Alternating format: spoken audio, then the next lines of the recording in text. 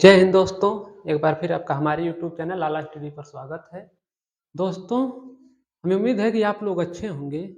और दोस्तों, आज की क्लास में हम लोग सीखने वाले हैं महत्वपूर्ण टॉपिक, जो कि ये हम 10 का बोर्ड के एग्जाम के मद्देनजर रखते हुए आज एक क्वेश्चन लाए हैं। अपने विद्यार्थियों को कहने के अनुसार नया चैनल है, फिर भी आप लोगों के लिए हम कुछ महत्वपूर्ण टॉपिक लाए हैं 10 के एग्जाम के लिए मैथ का। और हमें उम्मीद है कि आप लोग ये अगर वीडियो देख लेंगे तो 4 से 5 नंबर का आपको तो एकदम कन्फर्म आ जाएगा, जो कि ये वाला क्वेश्चन हर साल हर साल आता है। हम लगभग 2-3-4 साल से कोचिंग करा रहे हैं और फिर विद्यार्थियों को सजेशन भी देते हैं कि ये वाला क्वेश्चन हमेशा आता है। आप लोग भी देख लीजिएगा किसी भी पेपर में 2300 2400 इस 24 तो आने ही वाला, मतलब जो भी पेपर बीत चुका है उसमें देखिएगा तो आप लोगों को ये वाला क्वेश्चन जरूर मिलेगा। कहने का मतलब, ये वाला क्वेश्चन का मतलब कि करड़ी में 5 और करड़ी में 3 ऐसा अंक कोई भी दे सकता है जो करड़ी में रहेगा। तो आप लोगों को इसको देखना है और हम कंफर्म कर रहे हैं कि आप लोगों को अगर ये वाला क्वेश्चन आ गया तो 4 से 5 नंबर आप लोग आसानी से हल कर लेंगे। तो चलिए स्टार्ट करते हैं, जो कि है कि सिद्ध कीजिए कि करड़ी में 5 एक अपरिमेय संख्या है। दोस्तों, सबको लगभग पता है कि ये अपरिमेय संख्या है करड़ी में 5, लेकिन अपरिमेय क्यों है इसको आप लोगों को सिद्ध करना है। तो चलिए स्टार्ट करते रहे हैं। तो करड़ी में 5 अपरिमेय संख्या क्यों है इसको हम लोगों को बताना है। तो करड़ी में 5 अपरिमेय है, लेकिन हम लोगों को मानना है शुरुआत में कि मान लेंगे कि ये परिमेय संख्या है अपरिमेय, मानेंगे परिमेय। इसको हल करने का तरीका, तो यहाँ पर पहले सबसे पहले माना जाएगा कि माना करड़ी में 5 एक परिमेय संख्या है। माना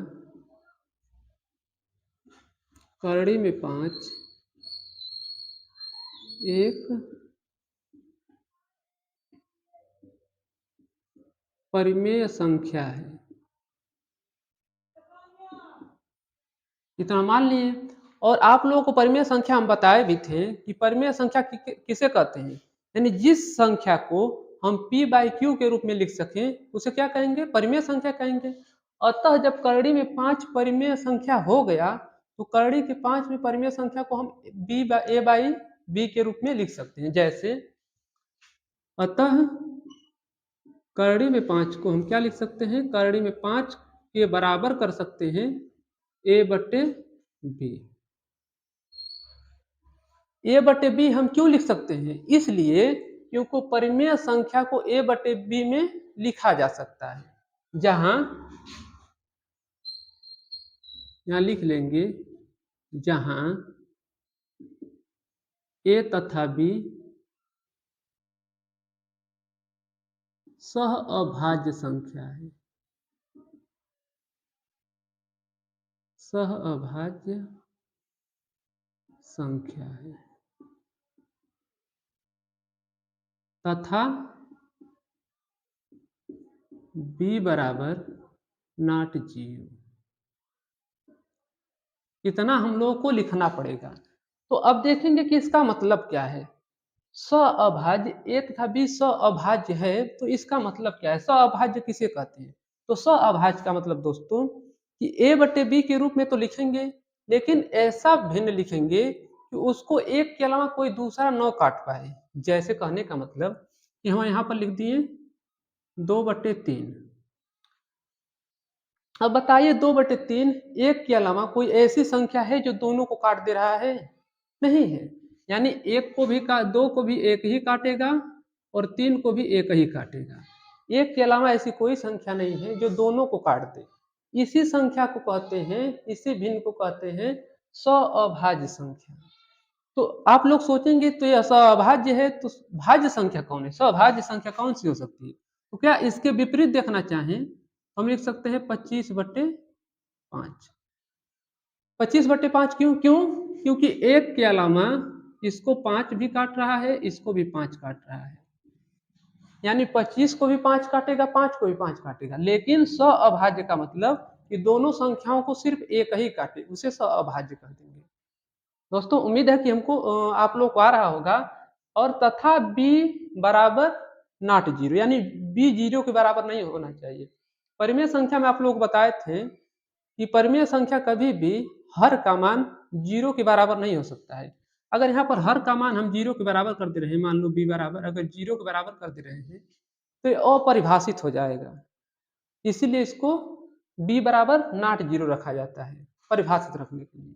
अपरिभाषित का मतलब अनंत तक चला जाएगा, यानी इसको परिभाषित नहीं किया जा सकता है। तो हमें उम्मीद है कि सअभाज्य संख्या और सअभाज्य संख्या और बी का मान ऐसा क्यों लिखा जाता है आप लोग को आया होगा। चलिए अब आगे बढ़ा जा रहा है। इसके आगे इतना हो गया। अब हम लोग लिखेंगे दोनों संख्याओं का, मतलब दोनों संख्याओं का मतलब कि करड़ी में 5 बराबर ए बट्टे बी का वर्ग करने पर दूसरा स्टेप हम लोग का ये रहेगा। जैसे जैसे हम बता रहे हैं आप लोग वैसे वैसे एग्जाम में लिखिएगा, पूरा का पूरा नंबर मिलेगा। जैसे लिखेंगे दोनों पक्षों का वर्ग करने पर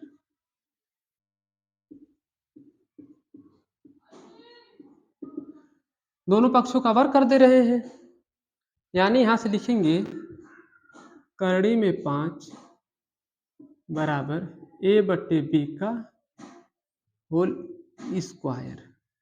वर्ग का मतलब यही हुआ, होल स्क्वायर में लिख दिए हैं। अब होल स्क्वायर का मतलब किसी भी संख्या अगर करड़ी में है कोई संख्या, उसका वर्ग होता है तो करड़ी हट जाती है, तो इसको क्या लिखेंगे, सिर्फ करड़ी तो हट जाएगी, लिखेंगे 5 बराबर ए स्क्वायर बटे बी स्क्वायर। यहां से ऐसे लिख सकते हैं। आगे क्या लिखा जा सकता है कि इसमें इसका गुणा कर दे रहे हैं, इसका बटा मान लो किसी भी संख्या का बटा 1 माना जा सकता है। बी स्क्वायर का गुणा 5 में करेंगे तो 5 बी स्क्वायर बराबर 1 का गुणा ए स्क्वायर में करेंगे तो ए स्क्वायर।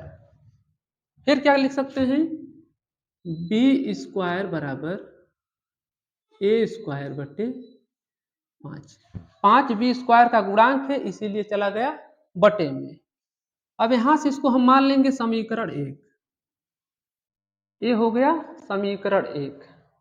अब यहां से क्या लिख सकते हैं कि ए स्क्वायर बटे 5 का मतलब ये है कि ए स्क्वायर जो है वह 5 से कट रहा है, यानी पूरी तरह विभाजित है। ए स्क्वायर 5 से पूरी तरह विभाजित है। यहां लिखेंगे अतः ए स्क्वायर 5 से पूरी तरह विभाजित है।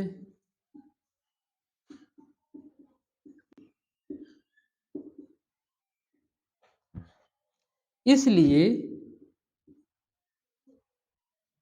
ए भी 5 से विभाजित होगा।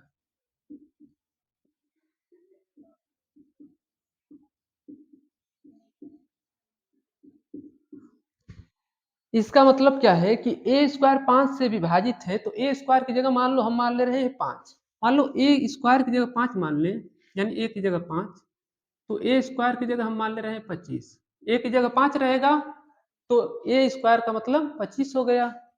अब 25 को अगर 5 काट रहा है पूरी तरीके से, 5 से 25 काट दिया 5 बार में, यानी 5 को 25 पूरी तरह काट रहा है, तो ए का मतलब क्या हुआ, यहाँ पर ए का मतलब हुआ 5, अतः 5 को भी तो 5 पूरी तरह काट रहा है एक बार में।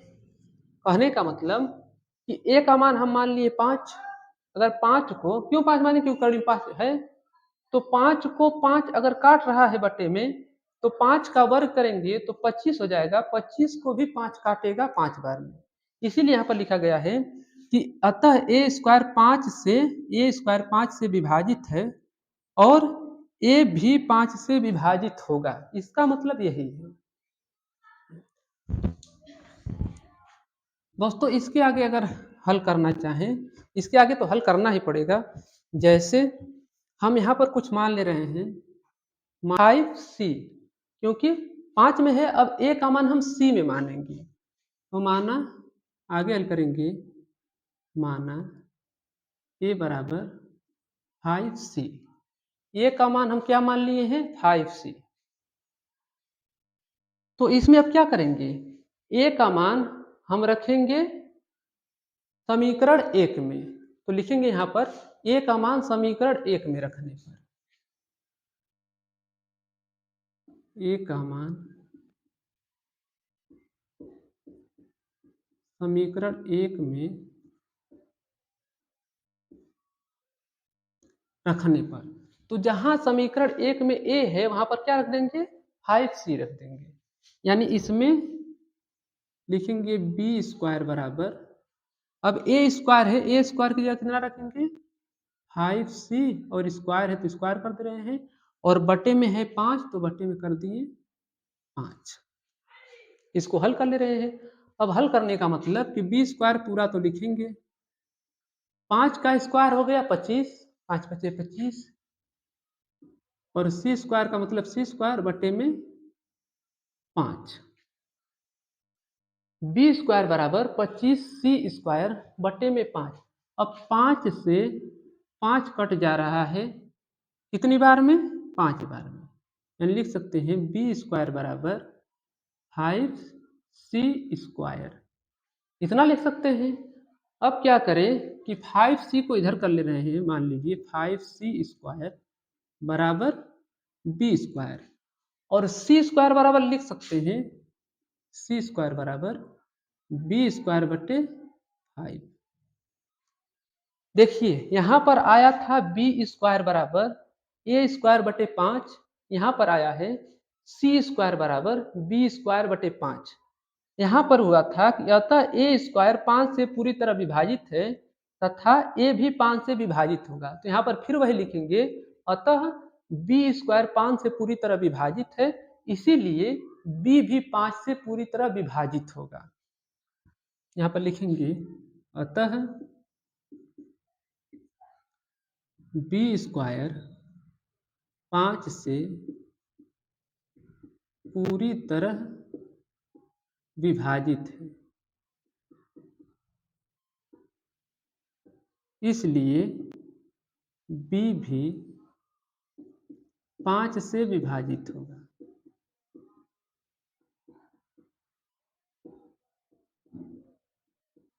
बी भी 5 से विभाजित होगा, इतना लिखा गया है।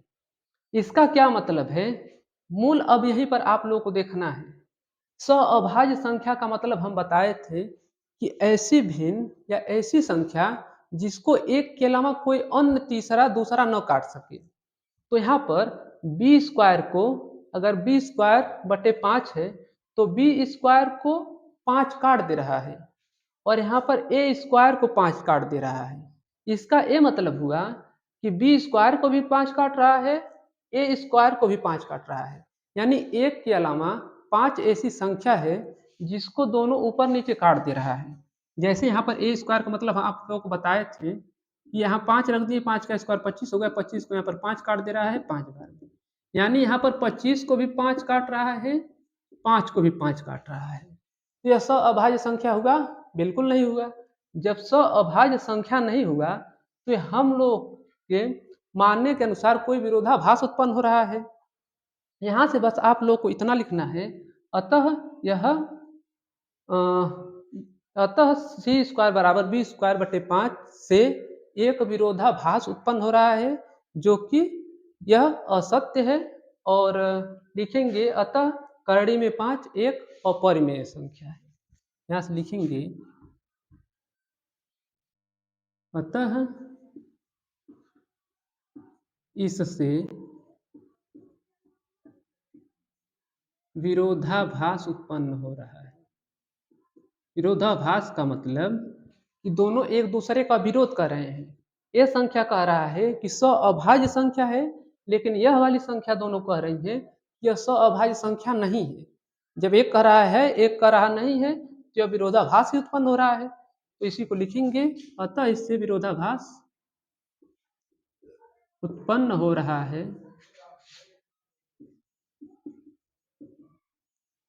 इसलिए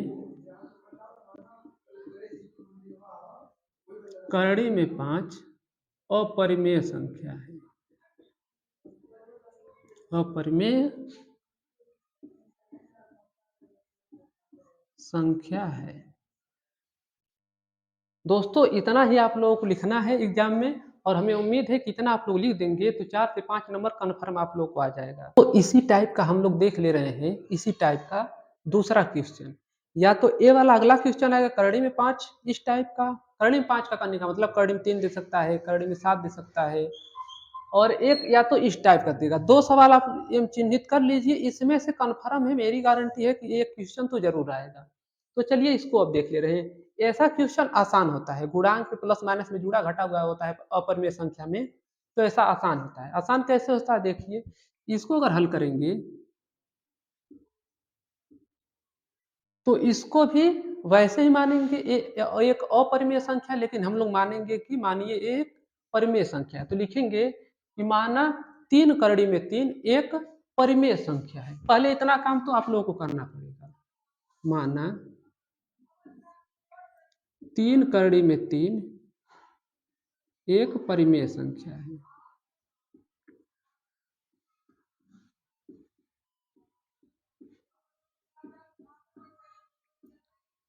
इतना मानने के बाद आप लोगों को फिर वही कार्य करना है कि जब परिमेय संख्या है तो इसको a बटे b के रूप में लिखा जा सकता है। तो लिखेंगे अतः 3 करड़ी में 3 बराबर a बटे b। जब 3 करड़ी में 3 आ गया और उसको मान लिए a बटे b, तो इसमें क्या करेंगे, इसमें इसको नहीं लिखेंगे सहभाज्य संख्या प्लस माइनस में, और गुणांक में ऐसा नहीं लिखेंगे। क्या लिखेंगे, बस यहाँ पर लिखेंगे माना, माना नहीं ऐसे ही कि a बटे b एक पूर्णांक संख्या है। पूर्णांक संख्या किसे कहते हैं, इसमें पहले लिख ले रहे हैं। माना a बटे b या a तथा b पूर्णांक संख्या है।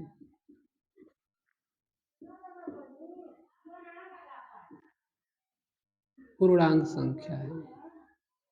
अच्छा, पूर्णांक संख्या का मतलब क्या हुआ, पूर्णांक संख्या का मतलब वह संख्या पूर्ण हो, अपने आप में पूरी हो, कहने का मतलब दशमलव में या एक अनंत तक दी गई संख्याओं में वैसा ना हो। जैसे कहने का मतलब यहाँ पर पूर्णांक संख्या किसको किसको लिख सकते हैं, माइनस में भी पूर्णांक संख्या हो सकती है। अगर पूर्णांक संख्या हम लोग लिखना चाहें,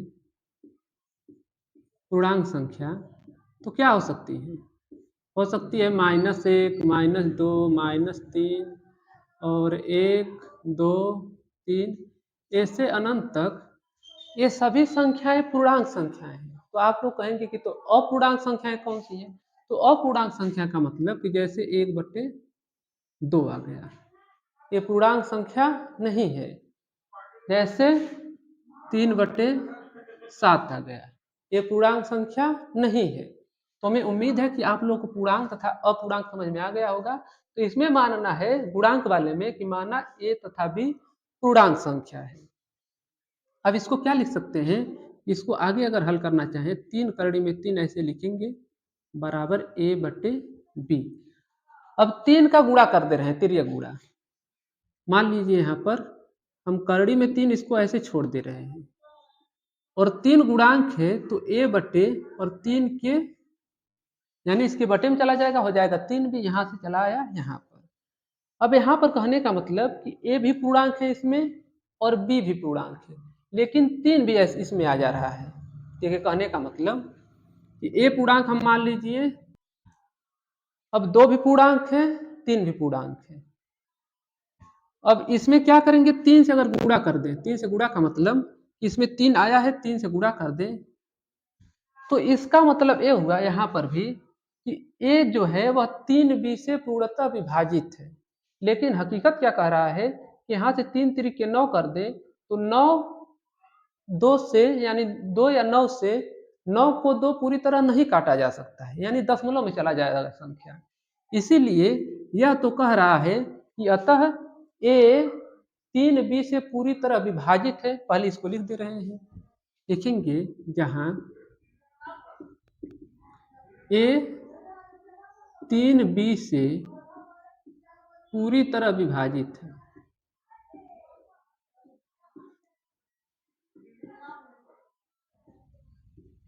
विभाजित है, लेकिन यहाँ पर ये कह क्या रहा है कि मान लीजिए यहाँ पर 2/3 कर दिए और यहाँ पर 3 गुणांक है और 3 यहाँ पर।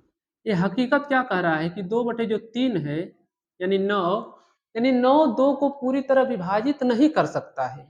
अतः इससे क्या हो रहा है, इससे हमारी मान्यता गलत हो रही है कि जो हम लोग मान रहे हैं वो पूरी तरह असत्य है। यहाँ पर बस इतना ही लिखने के बाद लिखेंगे जबकि यह हमारी मान्यता पूर्णतः गलत है, जो कि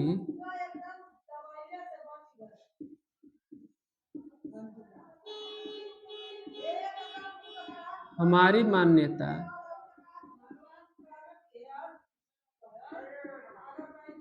पूर्णतः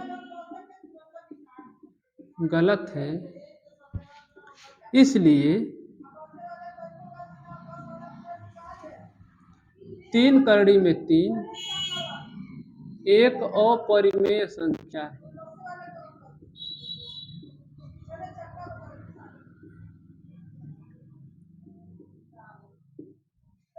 दोस्तों इतना ही इसमें आप लोगों को लिखना है, इतना लिख देंगे पूरा में पूरा नंबर आप लोगों को आसानी से मिल जाएगा। और दोस्तों अगर लग रहा है कि आप लोगों के लायक कुछ वीडियो हम बनाए हैं जो कि परिमेय और अपरिमेय संख्या है, अपरिमेय संख्या सिद्ध करना है, अगर वीडियो आप लोगों को अच्छी लगे तो वीडियो को लाइक एंड सब्सक्राइब जरूर कीजिएगा, ताकि इसी टॉपिक पर नहीं आप लोगों को हम अनसॉल्व पेपर भी कराएंगे 3-4, कल से पूरा स्टार्ट कर दे रहे हैं। और अगला चैप्टर भी एचसीएफ एलसीएम निकाला जाएगा भाग विधि से, जो कि है विलोपन विधि, वज्र गुणनखंड विधि और प्रतिस्थापन विधि, इसको भी लेकर आएंगे। मतलब हर चैप्टर से आप लोग को 10 से 12 क्वेश्चन इतने जल्दी हम करवा देने वाले हैं। तो हमें उम्मीद है कि आप लोग को ये वीडियो अच्छी लगी होगी। अगर वीडियो अच्छी लगी होगी तो वीडियो को लाइक एंड सब्सक्राइब जरूर कीजिएगा और कमेंट जरूर कीजिएगा कि अगला वीडियो बनाए या ना बनाए। मिलते हैं अगले क्लास में, तब तक के लिए जय हिंद।